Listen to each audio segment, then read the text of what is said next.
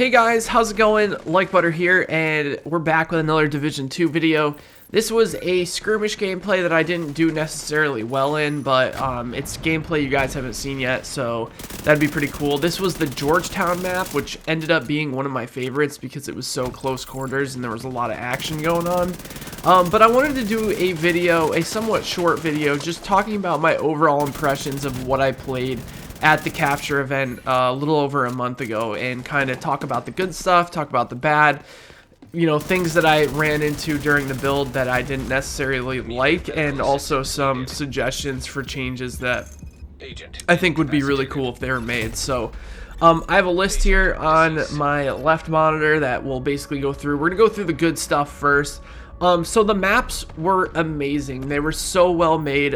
You know, the Dark Zone maps, the PvP maps, all that, like the design work and the unbelievably talented artists that put so many hours into these like maps and this scenery. Like, it is unbelievable how nice and how good the map feels throughout, you know, multiple different parts of the game. You know, we haven't even seen like any story stuff, just strictly from the Dark Zone and the Dark Zone maps. They were so well made, and they really had, like, you could tell they put a lot of time into figuring out how to design the maps perfectly so that they feel balanced but also still fun.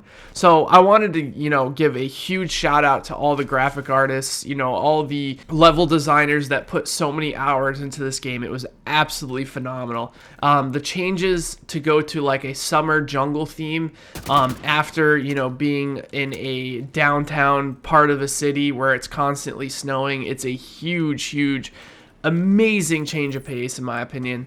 And I think it's actually phenomenal. So the next thing I want to talk about are the gun mechanics and how much better they feel than they did in the first game.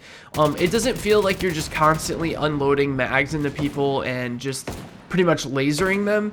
The guns have more of a realistic feel to them. Like if you're shooting an AK, a slower rate of fire weapon, you're going to do more damage, but you're going to feel the recoil more. It's going to be harder to control. And the SMGs feel useful again with their high rate of fire and the fact that you really feel like you can lay into someone when you're close range. They completely rework the way the SMGs are, and I honestly think it is absolutely phenomenal what they did. And it's great. Like the whole shooting mechanics, also the way that they added the detector in the middle of your screen. When you shoot, the dot will show you the recoil pattern of the guns, so you can learn the different recoil patterns of the weapons, so you know, like, you know, how much you want to like just let loose or how much you want to kind of single fire or stagger your bullets a bit so that you don't get out of, you know, control of your weapon. So honestly, just a phenomenal experience with the new shooting mechanics. I absolutely love it. The movement feels a lot smoother. Like I've obviously there's some parts where you're getting, like, you'll see where we kind of get stuck on stuff, parts of the map that just aren't, you know, made fully like accessible, where, you know, you'll see your character kind of getting stuttering, like he'll start stuttering on a little piece of a little object that they haven't yet made, like, you know, run throughable, I guess. But all those things I'm sure will be fixed by launch. But the movement itself feels a lot smoother. Like, I like that you can't just strafe around and move like a feather. Like, you actually feel the weight to your character, and I think that's a good thing because it's going to make PvP more balanced. It's going to make the experience more fun, and it's not going to, you're not going to feel like you're just shooting a ghost when they're, you know, people are strafing back and forth, purposely trying to, you know, take advantage of the netcode and the low performance on the servers, you know what I'm saying? So it feels a lot better to be able to move around in a more realistic fashion, and makes the fights feel a lot more satisfying in my opinion. The time to kill is phenomenal. It's very quick. Now, I've seen some comments on Twitter of people scared that the time to kill is going to be too fast, because if the time to kill is too fast, I do agree that the RPG elements won't have their place to shine. However, I will say this, the only thing more frustrating that I played in a game was the fact that the time to kill was just so long in the Division 1, where you're just putting mags and mags and mags into people and they're not dying, even if you have a fully optimized build. So I felt like the time to kill in the Division 2 felt really good. Like, it was quick, but it wasn't so quick that you felt like, you know, your accuracy and build didn't help. Like, it still felt like there was room there to feel the difference between a DPS build and a tank build, etc., etc. So I honestly think the time to kill needs to stay fast. It allows for people to participate in PvP even if they don't have the best build, right? Like, that's what they're trying to do with the normalization and why it feels so much better. I can imagine in the occupied dark zone, of course they still want the PvP to be you know, the time to kill to be decently quick, but, you know, I hope that the time to kill isn't anything like it was in the Division 1 where, you know, just because someone has a tank build doesn't mean they should sit there and take 10 mags in a row to get killed, you know? I don't believe in that gameplay. I think that gameplay is boring, and I think that's going to push away a lot of new players from the game. So, honestly, don't think it's a great idea to have a huge time to kill there. So having the fast time to kill reminds me of like 1.1 in the Division 1. It feels very satisfying to lay into somebody and have them actually go down immediately instead of, you know, this crazy amount of sponging going on. So honestly think that's amazing. The variety in guns, like I said, were just absolutely great. Like, you felt like you could use each individual weapon in different ways with the armor remake. The armor makes the game, you know, the long range weapons actually feel useful because ticking away at someone's armor is going to actually have value to it, whereas in the Division 1, people would just heal up any long range damage you did.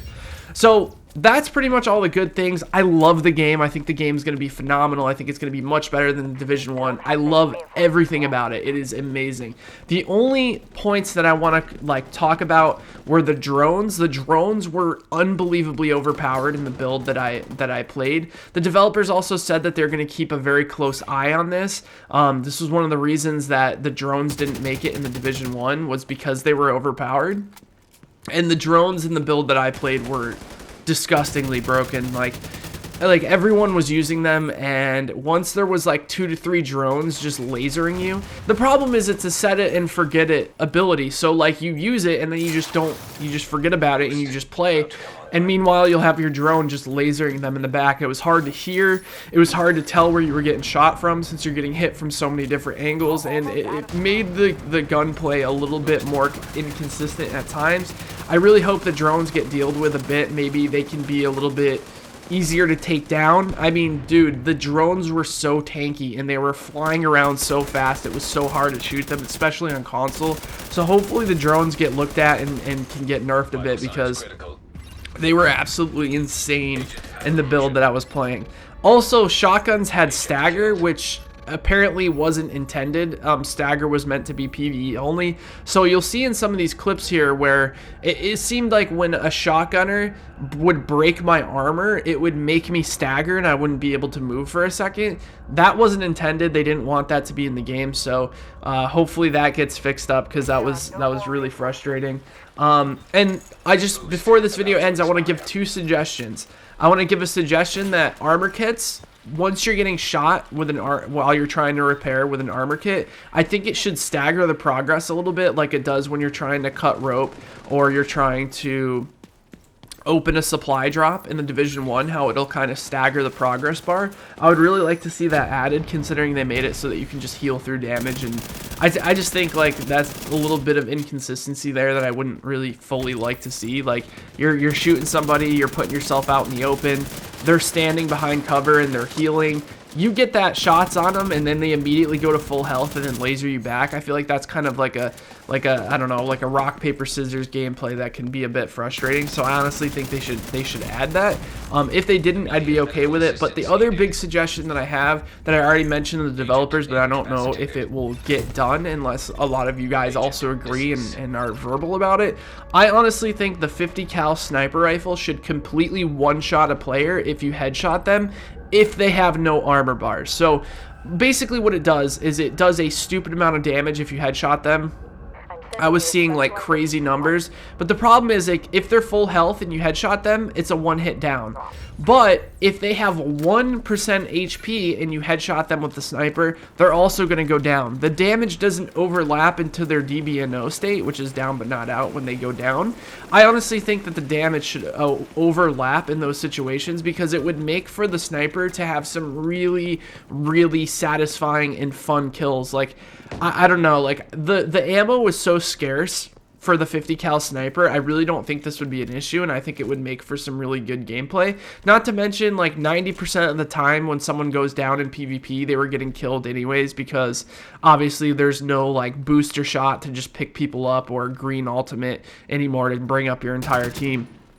So honestly, I would love to see that on the sniper be changed. I think it would be really good. We would obviously have to see how it played out, but I honestly think it would be a really cool addition to the sniper class and make it feel like you're not wasting sniper shots shooting at anyone below, you know, 100% HP. Because honestly, I think if people are peeking, because there's a huge lens flare on the sniper, right? If anyone's peeking against a sniper with no armor, I don't think they even deserve a DBNO state. I think they should just get absolutely freaking bapped when they get shot in the face. So you know, you got to remember the sniper class is balanced so that you have to double zoom, and also it's very slow and very clunky weapon to use. Like the turning movements and all that feel very clunky in a good way. It feels balanced.